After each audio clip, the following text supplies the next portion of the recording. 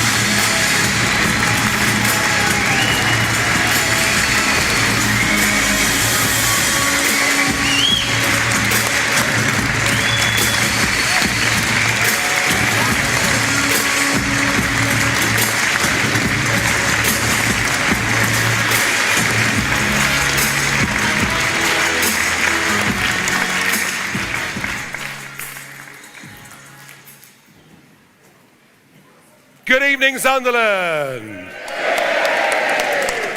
It was here in the early hours of the 24th of June, 2016, when the returning officer read out the result that made us realize that a dramatic political earthquake was about to happen, and the British people had voted against the main parties, against the trade unions, against the big businesses, against much of the media, and they'd voted to leave the European Union and done it decisively.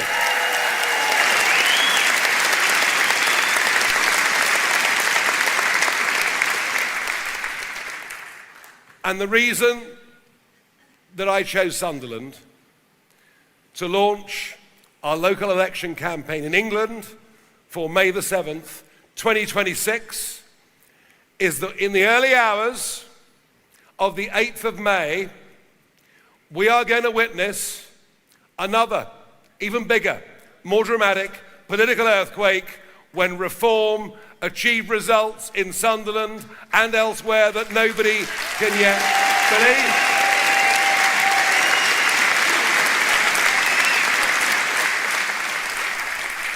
And of course, we'll campaign on local policies. Of course, we'll campaign on the record of Durham, just over the road. And didn't Andrew do a great job earlier? Isn't he doing a great job as council leader? And as Richard said, we've saved hundreds of millions of pounds in our first year.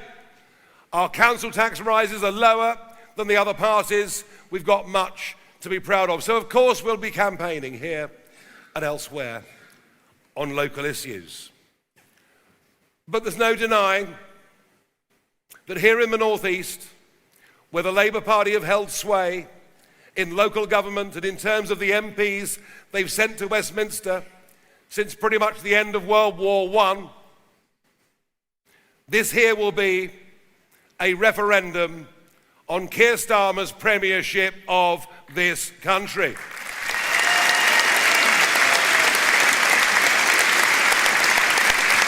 And what a record it is. The man who doesn't just give away the Chagos Islands, but pays to do it. The man who tells our American allies they can't use our bases and then U-turns a few days later. The man who is proud, it seems, of the fact that it took 3 weeks and 1 day to send a single naval vessel. You can't believe it, can you? A single naval vessel to Cyprus to defend an RAF base that is British sovereign territory. Mind you, you thought that was bad. The Defence Secretary, John Healey, doesn't even know how many ships we have in the Royal Navy.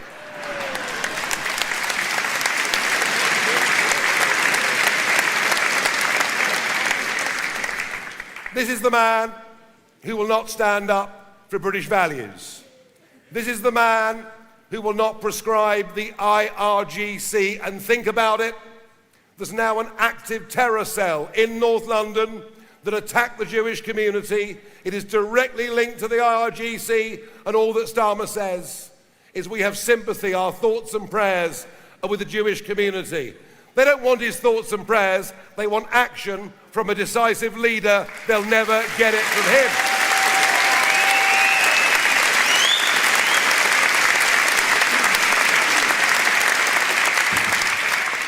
This is a man who worked against British servicemen who were hounded through the courts many years after they did their duty for Queen and country. This is the most unpatriotic, the most dishonest, the most dissembling, the most undeserving Prime Minister we have had in any of our lifetimes.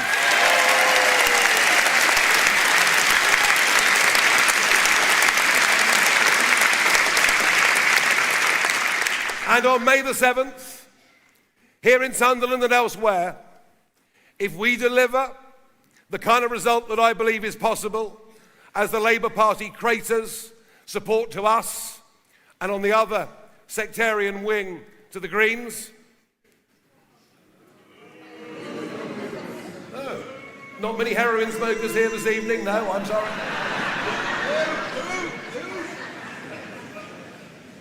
Here in the northeast, the voters in these areas can deliver a decisive blow, and a blow that would mean Starmer would be out of office by the end of May. Isn't that worth fighting for?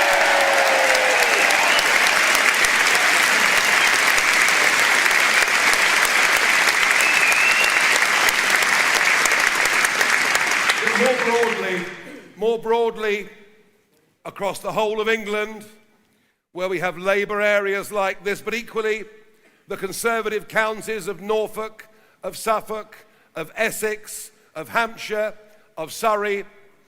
I think more broadly, these May the 7th elections may be looked back on in history as the moment that the two-party system that has dominated British politics at both local and national level, this effectively will be a referendum on our entire political class and our message.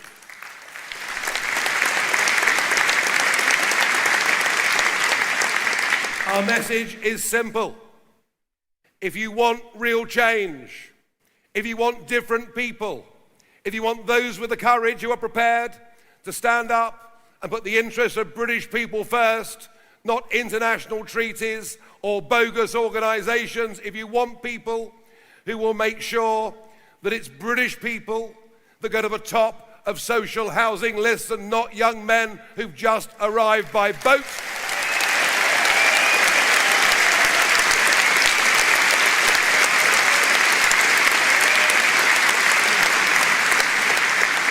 And if you want change, on May the 7th, you've got a chance to vote for change. And what we learnt on May the 1st last year in the English county elections is if you vote reform, you get... Oh, you've written the script. That's marvellous. I have to say that I was actually astonished on May the 1st by just how many councils we won. I simply could never have dreamt of a result on that scale. And whilst running local government is not easy, with the pressures of adult social care, send children, and all the rest of it, and whilst no one can wave a magic wand, I'm proud of our record of the first 10 months in government. I really, really am.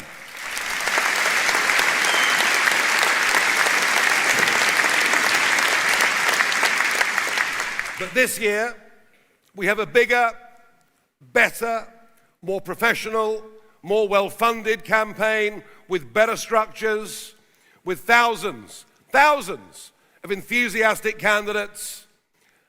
And some people tell me I shouldn't set expectations too high. I should be very modest in my ambitions. Well, I'm not. I'm not.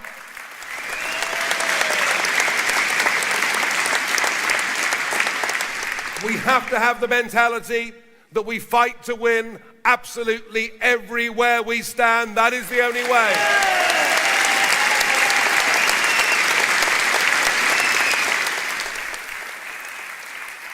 And what a huge pleasure it's been for the last 3 weeks.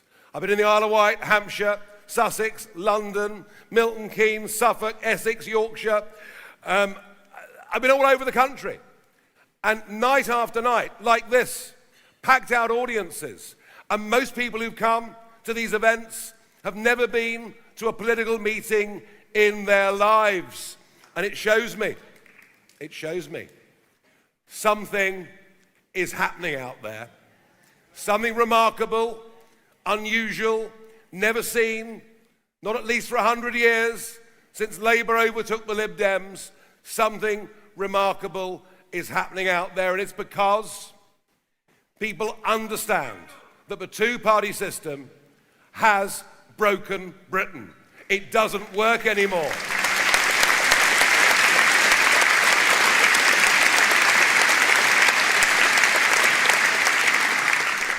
And it's sad that we should say that, but because we understand that and accept that, we're in a position to do something about it.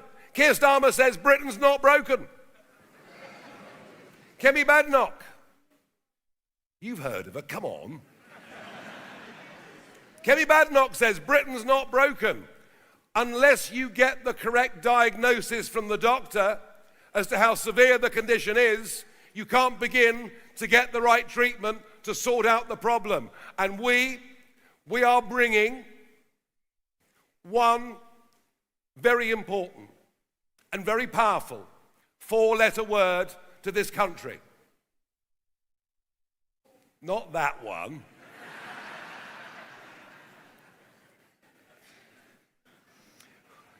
I'm going to start again. We are bringing one very important four-letter word to this country, and it is hope. Hope that we can turn things around.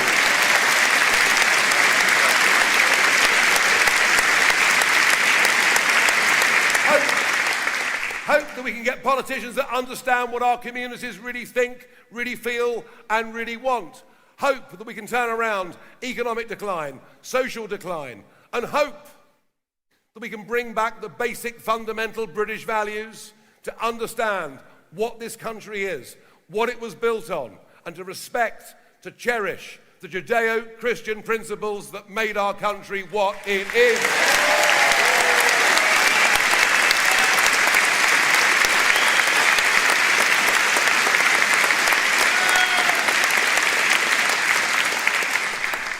And we respect all religions. Many have come into this country. There's an element of the Jewish community from Gateshead here tonight.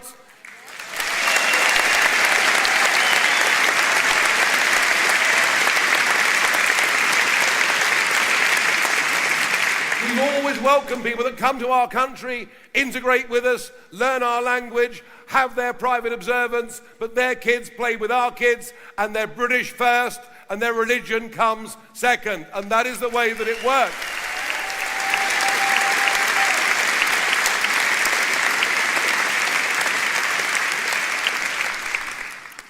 But the reason that 4.6 million people in other parts of England will have a vote this year, and in many cases they were denied a vote last year as well.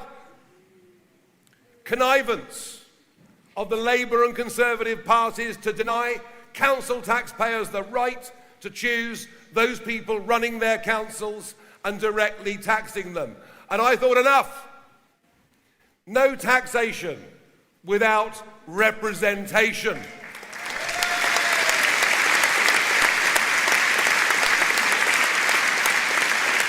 And so we took out a proposal for a judicial review, and we were granted a High Court appearance. Now, in some ways, I was quite looking forward to it. But 48 hours before, the government buckled, and nearly 5 million people in England will have a vote on May the 7th because Reform are prepared to stand up for democracy.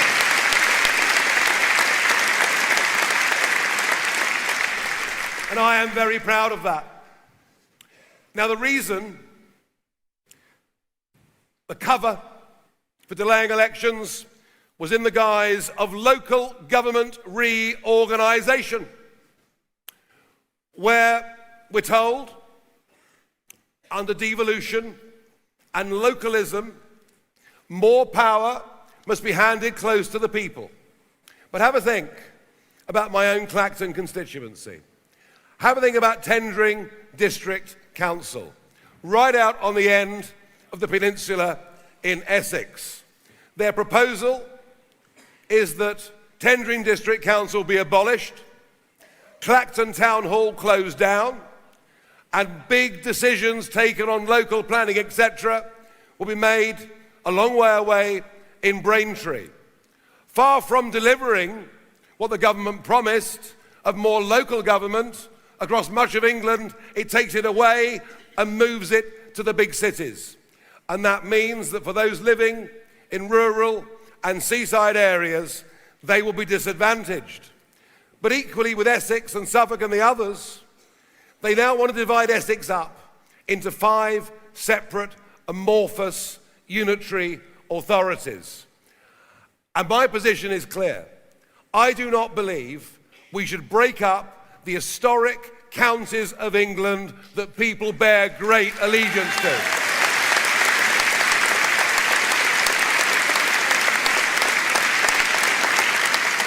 And we will fight the government on local government reorganisation because no one's been consulted. No one's being asked whether they want their local councils closed, whether they want their counties split up, and whether they want a mayor imposed over the top of it. We will fight this on the basis the consultation's not happened, the arguments have not been made, and we'll fight them through judicial review, and if necessary, we'll hold local referendums to see whether that is what people want or not.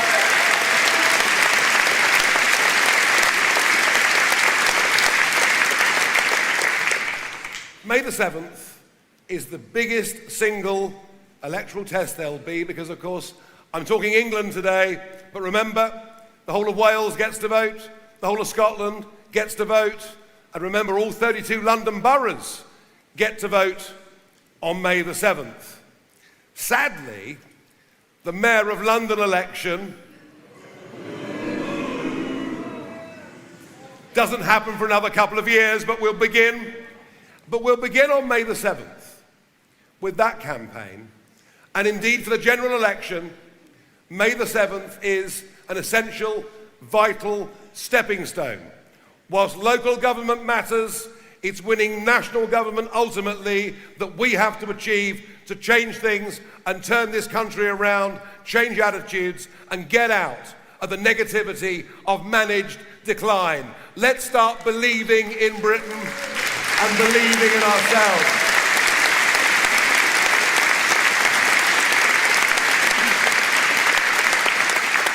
And they've literally got everything wrong, both of them.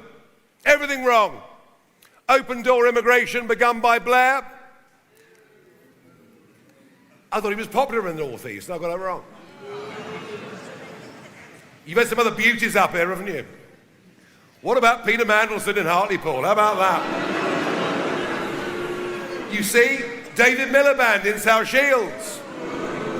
They, the Labour Party, have taken you in the North East for granted for far too long.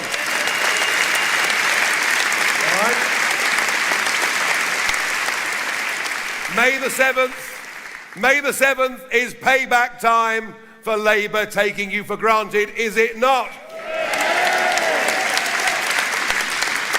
But if that wasn't bad enough, we had the Boris wave. Boris opening the doors. Over 3 million people under Boris came. Only 20% on work permits. Many of the rest will live at taxpayers' expense for the rest of their lives. And so many of those numbers will not integrate within British society. That they've all got wrong. But it's okay, because as Boris and Rishi failed to stop the boats, we've got Keir Starmer. Oh, he's going to smash the gangs. Is he hell? And one more thing about Starmer. I got up yesterday during Prime Minister's questions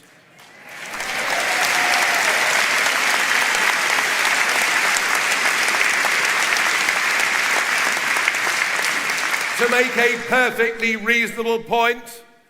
I said since Smash the Gangs, 70,000 people have crossed the English Channel, most of them undocumented young males, some of whom will pose a threat to national security in our country. 1,000, I said, have come in the last week alone. Given that this plan has failed, is there a plan B? It was quite polite for me, I thought, you know. Answer, there came none. He did what he always does. He simply reads off a script that he's been given. He's like a pigeon in Trafalgar Square, you know, I mean.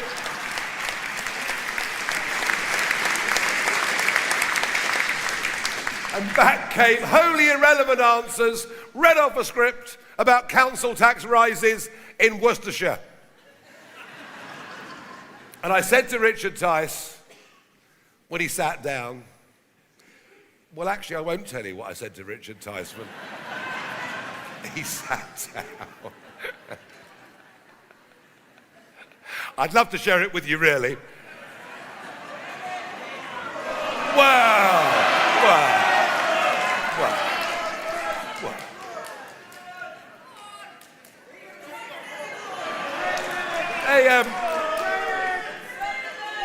A sanitised version would be sod it, I'm off, I've had enough. And so, I thought, if the Prime Minister can treat Parliament and PMQs with that level of contempt and not answer a serious question, we will treat him with contempt. And we got up and we walked out, and it was the right thing to do.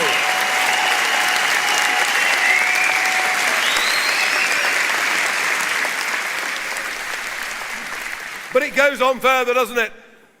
The energy debate. You simply can't believe the sheer level of absolute stupidity.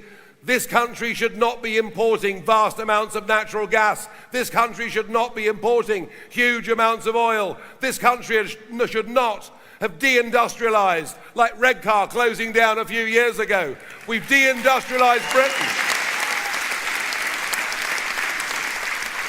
One of the reasons that America is growing at 4% a year and we're not growing at all is they've got masses and masses of cheap energy. That's exactly what we could and should do. We would provide tens of thousands of jobs. We would revitalize strategic British industries. We would increase the amount of money paid to the exchequer, and we would remove ourselves in a difficult, dangerous world from the risk of shortages and energy rationing. We must be a self-sufficient industrial nation.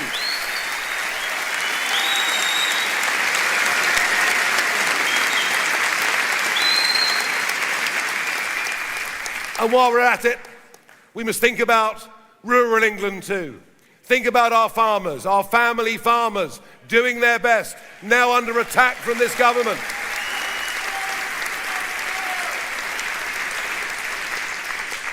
And some so desperate that they're pushed into putting giant solar farms on agricultural land. That will end with a reform government, let me tell you.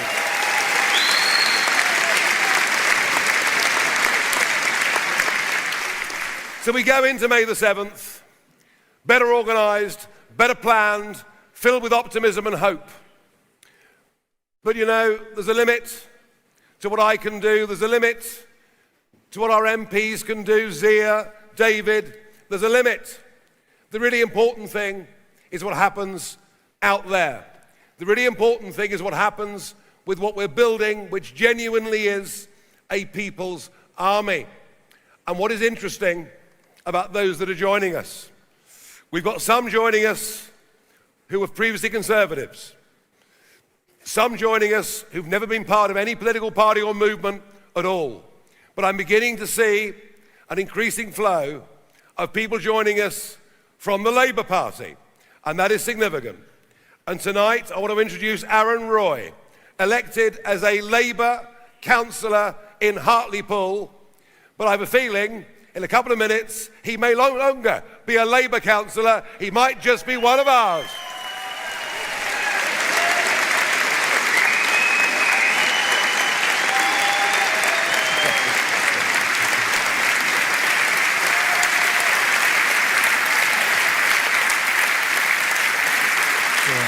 Thank you so much. Thank you so much. Good evening. Good evening. Am I a familiar face? Well, thank you so much, Nigel. Thank you so much. And let me start by saying this is not just a political announcement. It is a statement of who I am, what I believe in, and who I stand for. I entered politics. Thank you. Thank you.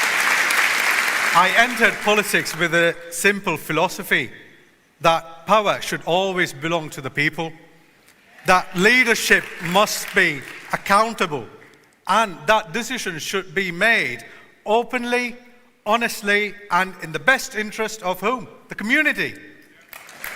That belief has guided me and everything what I have done. It is why I asked questions when transparency was lacking. It is why I challenged the decisions that not been justified. And it is why I made the difficult decision to leave the Labour Party. But is it? No, it's not. It's not difficult, but yes. Thank you. Thank you.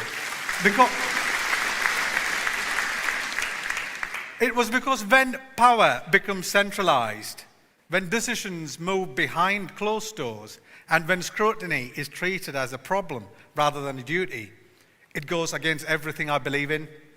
And for me, politics is not about control, it's about service. It's not about protecting positions, it's about empowering people. And that's why today I'm joining Reform.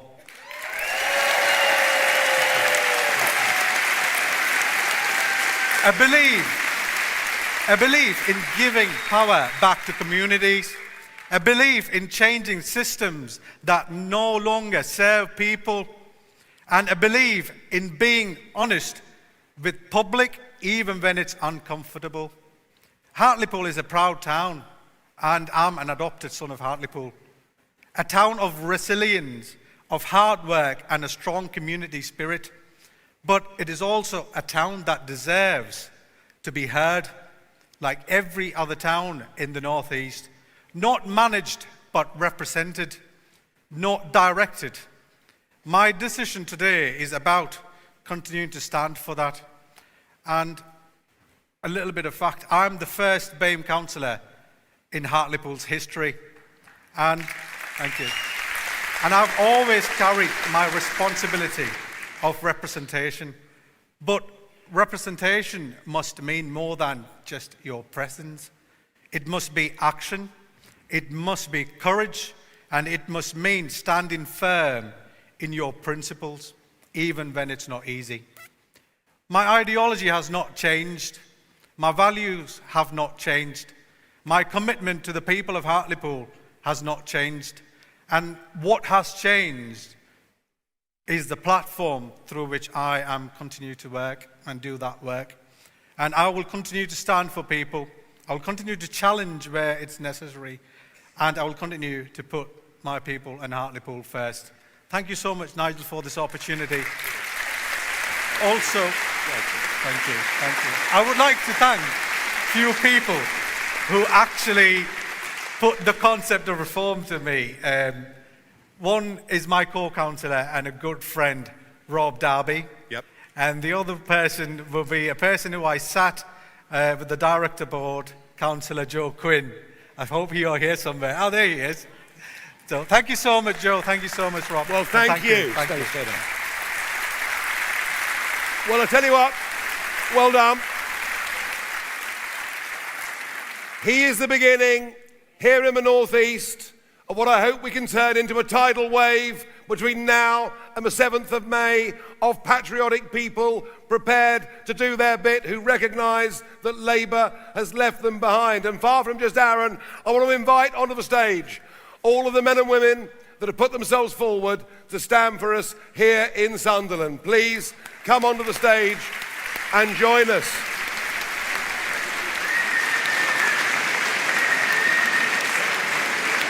Now, as they make their way,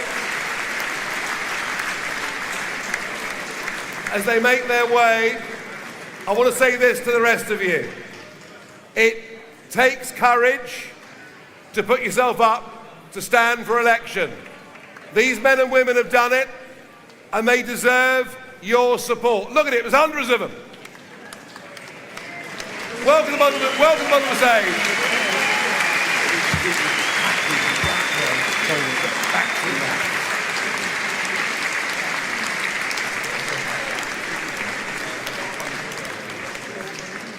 Very, very good. Welcome, everybody. Very, very good. Do you think they'll all fit? Well, it's a show of strength, but whilst they're walking to the stage, can I say this to all the rest of you in the audience? These people have made a commitment. They've joined the People's Army. They've gone public. There are many of you in this audience who've come along to see this party for the first time ever. And I want to say this to you. I believe there is a silent majority in this country that still stands up for common sense, for decency, and for British values.